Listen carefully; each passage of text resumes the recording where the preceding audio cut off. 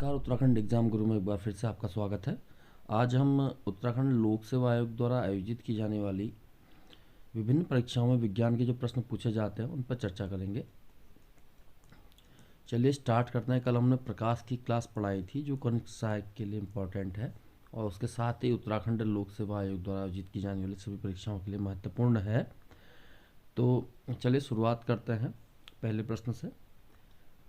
पहला प्रश्न है कि प्रकाश का शून्यावकाश में वेग का अनुमानतः है। देखिए, शून्यावकाश का मतलब होता है निर्वात। निर्वात यहाँ जहाँ हवा नहीं होती वो एरिया निर्वात कहलाता है। हवा के अलावा कोई भी वस्तु नहीं होती है वो निर्वात कहलाता है। निर्वात में प्रकाश की चाल है, कई बार पूछा गया है, बिहार पब्लिक सर्विस कमीशन ने भी पूछा है। तो 3 गुणा 10 की घात 8 मीटर प्रति सेकंड जो है प्रकाश का निर्वात में वेग होता है। इंपॉर्टेंट क्वेश्चन है, नोट कर लीजिए। अगला प्रश्न है, प्रकाश का वेग अधिकतम होता है। प्रकाश का अधिकतम वेग जो होता है वो निर्वात में होता है। ऑप्शन सी सही आंसर हो जाएगा। अगला प्रश्न, सूर्य के प्रकाश को धरती की सतह तक पहुंचने में लगने वाला समय है लगभग। तो ये समय पूछा जाता है, कई बार पूछा गया है। 8.5 मिनट यानी कि 8.5 मिनट, 8.5 मिनट्स। नोट कर लीजिए। अगला प्रश्न, मरीजों के पेट के अंदर का परीक्षण करने हेतु डॉक्टरों द्वारा प्रयुक्त एंडोस्कोप निम्नलिखित में से किस सिद्धांत पर कार्य करता है। इंपॉर्टेंट क्वेश्चन है, तो 4 ऑप्शन दिए गए हैं यहाँ पर। तो एंडोस्कोप जो काम करता है प्रकाश के सकल आंतरिक परावर्तन यानी कि टोटल इंटरनल रिफ्लेक्शन वह कार्य करता है। पूर्ण आंतरिक परावर्तन भी इसे कहा जाता है। ऑप्शन डी सही आंसर हो जाएगा। अगला जो प्रश्न है, मृग मरीचिका का कारण है। तो मृग मरीचिका कारण जो है प्रकाश का पूर्ण आंतरिक परावर्तन है। इसकी हम थोड़ा सी व्याख्या कर लेंगे। देखिए, मृग मरीचिका एक प्रकार का वायुमंडलीय दृष्टिभ्रम है जिसमें प्रेक्षक अस्तित्वहीन जलाशय एवं दूरस्थ वस्तु के उल्टे या बड़े आकार के प्रतिबिंब तथा अन्य प्रकार के विरूपण देखता है। जैसे कि रेगिस्तान में क्या होता है, जो रेत होती है उसमें सूर्य के प्रकाश का पूर्ण आंतरिक परावर्तन होता है और वो रेगिस्तान जो है लगता है जलाशय है, तो उसे मृग मरीचिका या इंग्लिश में कहते हैं MIRAG, मिरेज कहते हैं।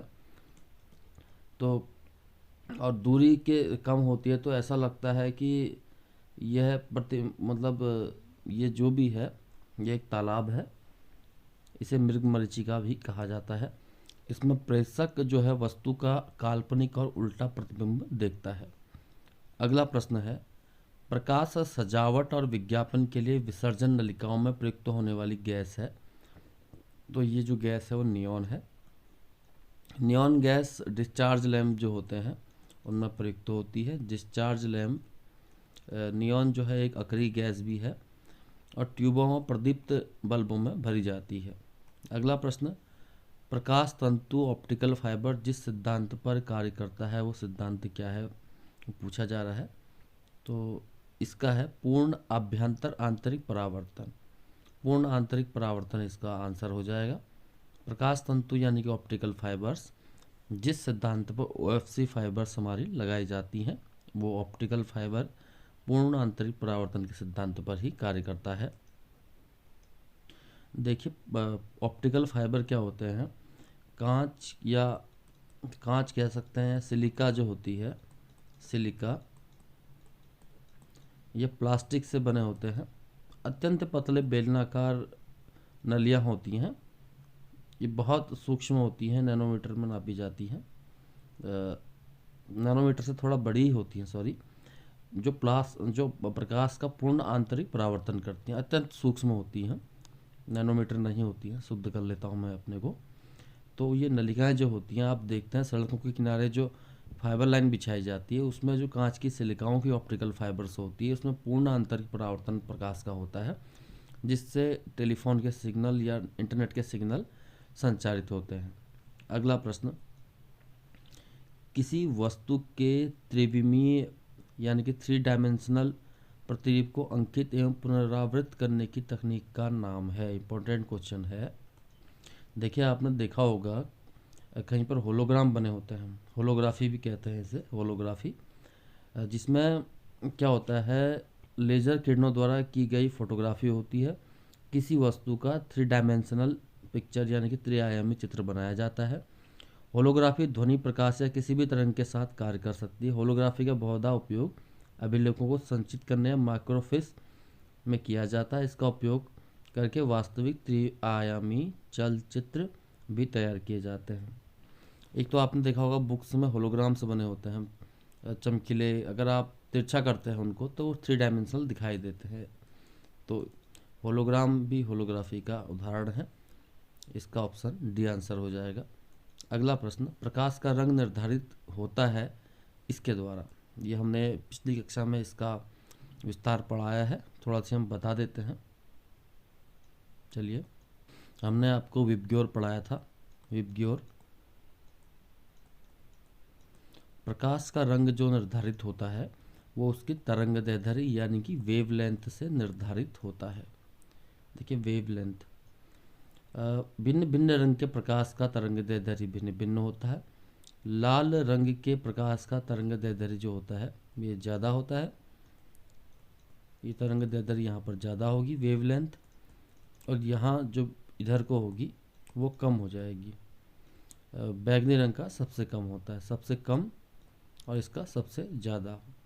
तो इस तरंगदैर्ध्य के अनुसार ही किसी भी प्रकाश का रंग निर्धारित होता है। अगला प्रश्न, निम्न में से किस रंग का तरंगदैर्ध्य सबसे लंबा है? तरंगदैर्ध्य लंबा जो होता है डी, लाल रंग का सबसे ज़्यादा होता है। अगला प्रश्न है, आकाश नीला दिखाई पड़ता है क्योंकि? देखिए आकाश नीला इसलिए दिखाई पड़ता है क्योंकि जो नीला रंग होता है उसका प्रकीर्णन जो होता है वो सबसे कम होता है, सबसे ज़्यादा होता है। नीले रंग का प्रकीर्णन जो होता है सबसे ज़्यादा होता है, क्योंकि ऐसा होता है आपका जो तरंगदैर्ध्य होती है वो बैगनी, इंडिको, ब्लू की सबसे कम होती है। तरंगदैर्ध्य जिसकी कम होती है उसका प्रकीर्णन जो होता है ज़्यादा होता है। इसलिए जिसका तरंगदैर्ध्य कम होगा उसका जो है प्रकीर्णन सबसे ज़्यादा होगा। इसलिए लाल रंग का तरंगदैर्ध्य ज़्यादा होती है तो उसकी प्रकीर्णन कम होता है। इसलिए जो आकाश है नीला दिखाई देता है, क्योंकि वॉयलेट, इंडिको, ब्लू जो है विबग्योर में पहले 3 रंग, इनका प्रकीर्णन ज़्यादा होता है। देखिए प्रकीर्णन जो होता है, स्कैटरिंग ऑफ लाइट, प्रकीर्णन जो होता है वो तरंगदैर्ध्य के व्युत्क्रमानुपाती होता है, तरंगदैर्ध्य के। तो अगर हमारी तरंगदैर्ध्य बढ़ जाएगी तो प्रकीर्णन घट जाएगा, तरंगदैर्ध्य कम होगी तो प्रकीर्णन बढ़ जाएगा। इसलिए जो विबग्योर में पहले 3 रंग हैं, इधर को तरंगदैर्ध्य जो है घटती है तो प्रकीर्णन बढ़ जाता है, स्कैटरिंग हो जाती है, इसलिए आकाश का रंग नीला दिखाई देता है।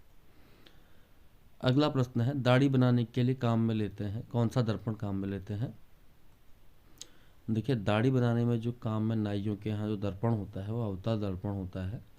इसमें ये सतह परावर्तक होती है और जो चित्र होता है वो बड़ा दिखाई देता है, इसलिए अवतल दर्पण का प्रयोग किया जाता है। ये प्रश्न बहुत पूछा जाता है, इसको आप नोट कर लीजिए।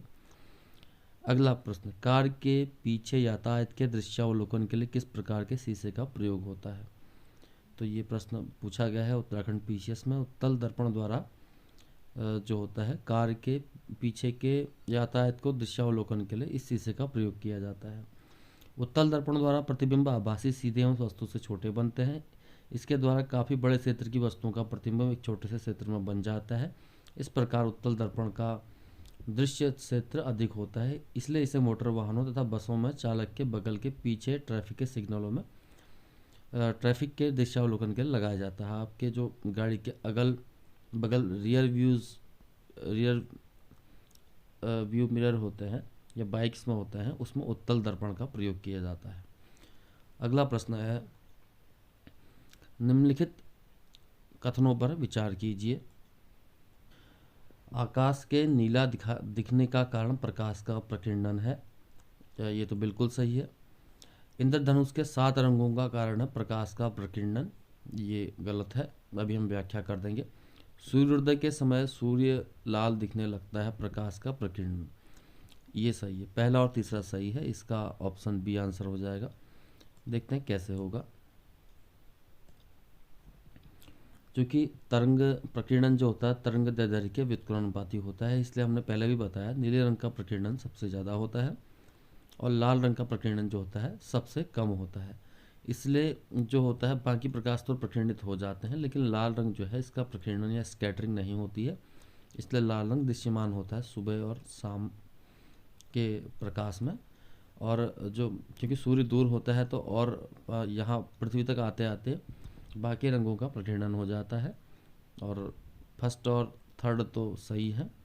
और इसके अलावा इंद्रधनुष के 7 रंगों का जो कारण है वो है वर्ण विक्षेपण प्रकाश का। आप देखते हैं जिस प्रकार प्रिज्म होता है, प्रिज्म जो वर्षा की बूंदें होती हैं बादलों में, वो प्रिज्म की भांति व्यवहार करती हैं। प्रकाश जो है 7 रंगों में बढ़ जाता है और प्रकाश विक्षेपित होकर रंगों की एक भट्टी बनाता है जिसे इंद्रधनुष कहते हैं। आपने भी देखी होगी इंद्रधनुष। तो ये वर्ण विक्षेपण के कारण होता है, वर्ण विक्षेपण। और पहला और तीसरा ऑप्शन सही है। अगला प्रश्न, निकट दृष्टि दोष को ठीक किया जाता है। तो निकट दृष्टि दोष को अवतल लेंस का प्रयोग करके ठीक किया जाता है। होता क्या है, जब वस्तु का प्रतिबिंब बनता है आँख की लेंस के द्वारा रेटिना पर, तो वो प्रतिबिंब वस्तु का रेटिना से पहले बनने लगता है। यहाँ प्रतिबिंब बन रहा है, बिंब बन रहा है और रेटिना पे नहीं बन पाता। इससे होता क्या है, निकट की वस्तुएं तो सही दिखाई देती हैं लेकिन दूर की वस्तुएं सही नहीं दिखाई देती। इसलिए हम करते क्या हैं, बीच में एक अवतल लेंस लगाते हैं, ये किरणों को फैलाता है और वस्तु का प्रतिबिंब रेटिना पर बनता है। इस प्रकार जो है निकट दृष्टि दोष का इलाज किया जाता है। ये होगी बी, इसका आंसर हो जाएगा। अगला प्रश्न, दूर दृष्टि दोष के निवारण के लिए काम में लेते हैं। देखिए दूर दृष्टि दोष में होता क्या है, दूर की वस्तुएं तो स्पष्ट दिखाई देती हैं लेकिन नज़दीक की साफ नहीं दिखाई देती हैं, नज़दीक की साफ नहीं दिखाई देती हैं। तो इसके लिए हम प्रयोग करते हैं उत्तल लेंस का। आँख के लेंस से जो रेटिना का प्रतिबिंब है, वो जो प्रतिबिंब रेटिना के बाद बनता है, तो इसको हम सही जगह पे लाने के लिए उत्तल लेंस का प्रयोग करते हैं और प्रतिबिंब रेटिना पे बनने लगता है। इसमें दूर की वस्तुएं तो स्पष्ट दिखाई देती हैं लेकिन निकट की वस्तुएं स्पष्ट नहीं दिखाई देती। अगला प्रश्न है, ये इस बार उत्तराखंड पुलिस में भी पूछा गया था। मनुष्य की आंखें किस वस्तु पर प्रतिबिंब बनाती हैं? तो यह है रेटिना, इसको दृष्टिपटल भी कहा जाता है। डी आंसर हो जाएगा। दृष्टिपटल यानी कि रेटिना पर वस्तु का छोटा और उल्टा प्रतिबिंब बनता है। अगला प्रश्न, स्पष्ट दृष्टि की न्यूनतम दूरी कितनी होती है? तो ये होती है 25 सेंटीमीटर। तो स्पष्ट दूरी की निकटतम दूरी वो होती है नेत्र के सामने की वह निकटतम दूरी जहाँ पर रखी वस्तु नेत्र को स्पष्ट दिखाई देती है। नेत्र की स्पष्ट दूरी दृष्टि की न्यूनतम दूरी कहलाती है, यानी कि 25 सेंटीमीटर जो होती है हमारी स्पष्ट दृष्टि की न्यूनतम दूरी होती है। अगला प्रश्न है, लेंस की शक्ति मापी जाती है। लेंस की शक्ति जो होती है वो डायोप्टर में मापी जाती है। डायोप्टर किसी अपारदर्शी वस्तु का रंग उस रंग के कारण होता है जिसे वह परावर्तित करता है। मान लीजिए कोई वस्तु सफ़ेद है तो वो सफ़ेद रंग को परावर्तित कर रही है, कोई काली वस्तु है तो काले रंग को परावर्तित कर रही है। तो अपारदर्शी वस्तुओं का रंग उस रंग को परावर्तित करने के कारण होता है। 20 प्रश्न हमने कर लिए हैं। अगला प्रश्न, एक रंगीन टेलीविज़न में 3 आधारभूत रंगों के मिश्रण से रंग बनते हैं, वो रंग कौन कौन से हैं? तो टेलीविज़न में जो आधारभूत रंग हैं, ये पुराने टीवी की बातें हैं, CRT जो यूज होते थे, लाल, हरा, नीला। वैसे बेसिकली यही रंग होते हैं, लाल, हरा, नीला। रंगीन टेलीविजन में प्रयुक्त होने वाले कैथोड किरण नलिका यानी कि CRT ट्यूब जो होती हैं, उनमें 3 विभिन्न फास्फोरस का प्रयोग होता है जो लाल, हरे तथा नीले रंग का प्रयोग करते हैं, उत्सर्जित करते हैं। अगला प्रश्न, सूर्य के प्रकाश में रंगों की संख्या कितनी होती है? 7 होती है, हमने पिछले वीडियो में बताया है।